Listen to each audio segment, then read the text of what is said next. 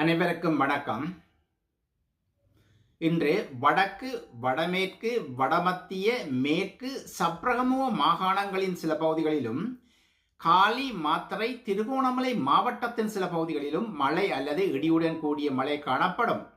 மேற்குறிப்பிடப்பட்ட இந்த பிரதேசங்களில் சில இடங்களில் 75 மில்லிமீட்டர் மழைவீழ்ச்சிக்கும் அதிகமான மழைவீழ்ச்சி பதிவு செய்யப்படலாம் எனவும் எதிர்பார்க்கப்படுகின்றது. நாட்டின் ஏனைய பிரதேசங்களில் பிற்பகல் 1 மணிக்கு பின்னர் மழை அல்லது இடியுடன் கூடிய மழை காணப்படும்.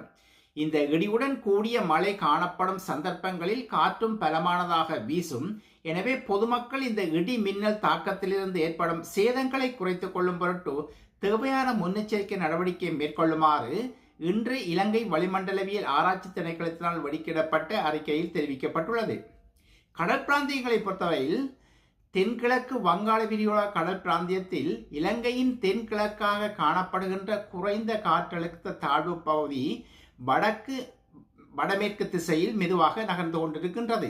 இது இன்று காலை 8:30 மணிக்கு செய்யப்பட்ட அவதானிப்பின்படி இலங்கையின் வடகிழக்காக, இலங்கையிலிருந்து வடகிழக்காக 850 கிலோமீட்டர் தூரத்தில் காணப்படுகின்றது.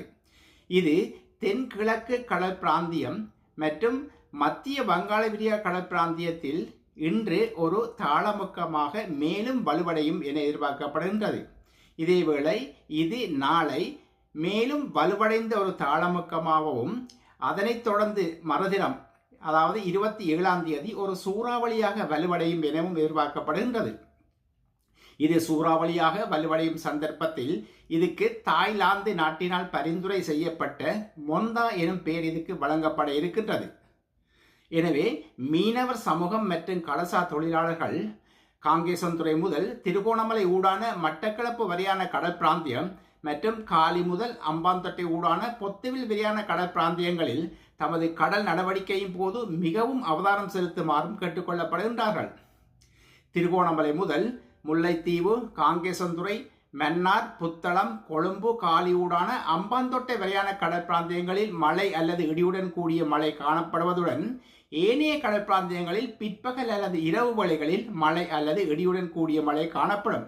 இலங்கை தீவை சுற்றியுள்ள கடல் பிராந்தியங்களில் காற்றின் வேகமானது மணித்தியாலத்துக்கு 30 கிலோமீட்டர் முதல் 40 கிலோமீட்டர் வரையான வேகத்தில் தென் மேற்கு அல்லது மேற்கு திசையிலிருந்து காற்று வீசும்.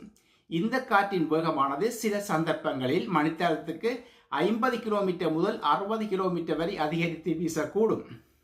நாட்டை சூழ உள்ள கடல் பிராந்தியங்கள் இடையிடையே சற்று கொந்தளிப்பாக காணப்படும். அத்துடன் இன்று காலை 8:30 மணியுடன் முடிவடைந்த கடந்த 24 மணித்தியாலங்களில் அதிகூடிய மழைவீழ்ச்சியாக 121.5 மில்லிமீட்டர் மழைவீழ்ச்சியானது களுத்துறை மாவட்டத்தின் நாபோட பிரதேசத்திலும், அதிகூடிய வெப்பநிலையாக 33.4 பாகை செல்சியஸ் வெப்பநிலை பொத்துவில் பிரதேசத்திலும், அதி குறைந்த வெப்பநிலையாக 13.6 பாகை செல்சியஸ் வெப்பநிலை நுவரெலியா பிரதேசத்தில் பதிவாயிருப்பதும் குறிப்பிடத்தக்கது. நன்றி.